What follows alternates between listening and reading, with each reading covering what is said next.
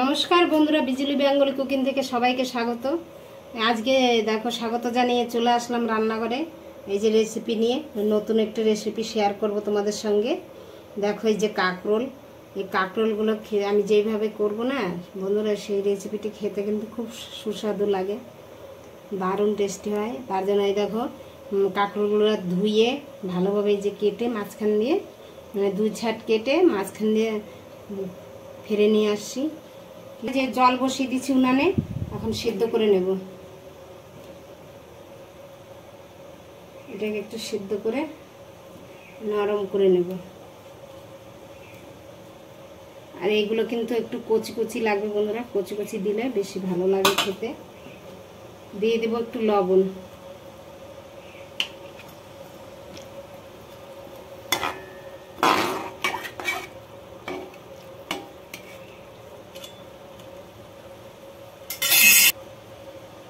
দিয়ে কিছুক্ষণ সিদ্ধ করে নেব। বন্ধু হয়ে গেছে, এই দেখো নরম হয়ে গেছে। এখন আমি মানে খুব সিদ্ধ করতে হবে না, একটু সিদ্ধ মানে একটু শক্ত শক্ত থাকবে, আবার একটু নরম নরম, বেশি নরম হয়ে গেলে ভালো হবে না। এখন এইভাবে উঠিয়ে একটু ঠান্ডা করে তারপরে রেসিপিটা শুরু করব।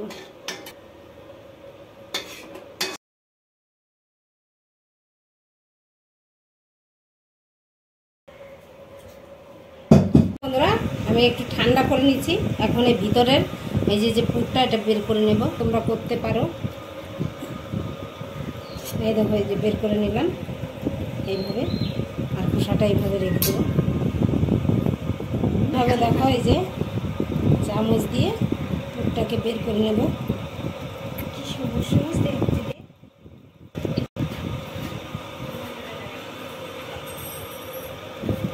লিচিগুলোকে একটু চামচ দিয়ে মেখে নিলাম। এখন এর মধ্যে দিয়ে দেবো মশলা, পেঁয়াজ কুচি, লঙ্কা কুচি, আদা কুচি, রসুন কুচি দিয়ে দিলাম, লঙ্কা কুচি, কাঁচা লঙ্কা কুচি, পেঁয়াজ কুচি দিয়ে দিলাম বন্ধুরা, তারপরে লঙ্কা কুচি, আদা কুচি, এই যে রসুন কুচি দিয়ে দেব, হলুদ গুঁড়া দিয়ে দেব, লবণ দিয়ে দেবো, একটু চাট মশলা দেবো, একটু ভাজা জিরার গুঁড়ি দিয়ে দেবো, সামান্য একটু ধনে গুঁড়ি দিয়ে দিচ্ছি, কর্নফ্লাওয়ার 2 চামচ কর্নফ্লাওয়ার দিয়ে দেবো,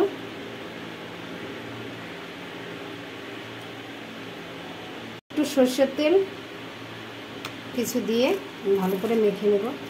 তোমরা কর্নফ্লাওয়ারের জায়গায় ময়দাও দিতে পারো, চালের গুঁড়িও দিতে পারো, সোনও দিতে পারো। দিয়ে দিচ্ছি লঙ্কার গুঁড়ি। তোমরা লঙ্কার গুঁড়িটা দিলে না একটু ঝাল ঝাল হলে বেশি ভালো লাগে খেতে। এই যে খোল নিয়ে নিয়েছি, এখন এর মধ্যে এই পুরটা দিয়ে দেবো।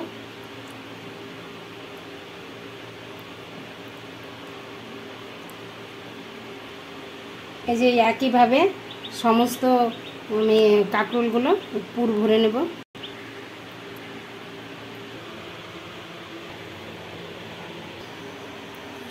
এই দেখো বন্ধুরা, সমস্ত কাঁকরোলগুলো আমি রেডি করে নিয়ে নিয়েছি।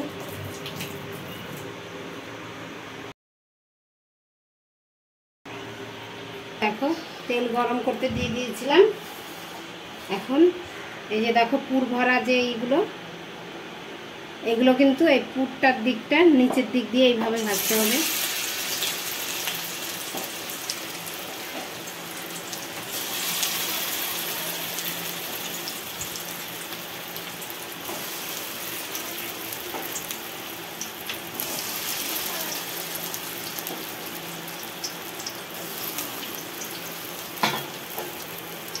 এভাবে আস্তে আস্তে কিন্তু জাল দিয়ে ভাজতে হবে, জোরে জাল দিলে কিন্তু পুড়ে যাবে, ভিতরটা কাঁচা থাকবে।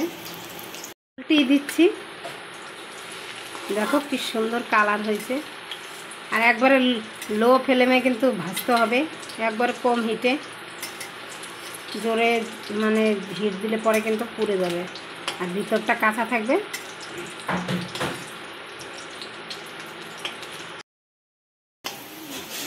এই যে বন্ধুরা দেখো আমার কিন্তু হয়ে গেছে কাঁকরোলগুলো ভাজা, নামিয়ে নেব।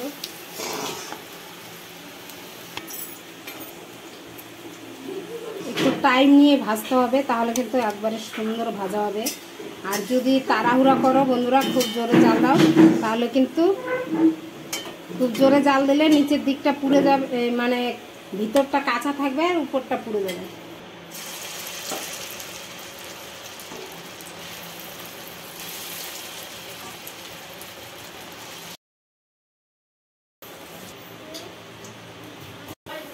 এই বন্ধুরা দেখো আমার সবগুলো কাঁকরোল, বন্ধুরা দেখো এই যে আমার কাঁকরোলগুলো লাল লাল করে ভেজে নিলাম। আর একটু টাইম নিয়ে ভাজতে হবে, তাহলে কিন্তু ভিতরের পুরটাও একবারে সুন্দরভাবে ভাজা হবে। আর এটা দিয়ে যখন ভাত খাবে না বন্ধুরা, গরম গরম ভাত একবারে জমে যাবে, সেই টেস্ট হয়। আর দেখতেও যেরকম, খেতেও দুর্দান্ত। এই রেসিপিটি যদি তোমাদের ভালো লাগে, লাইক শেয়ার কমেন্ট অবশ্যই করবে। আর আমার চ্যানেলটিকে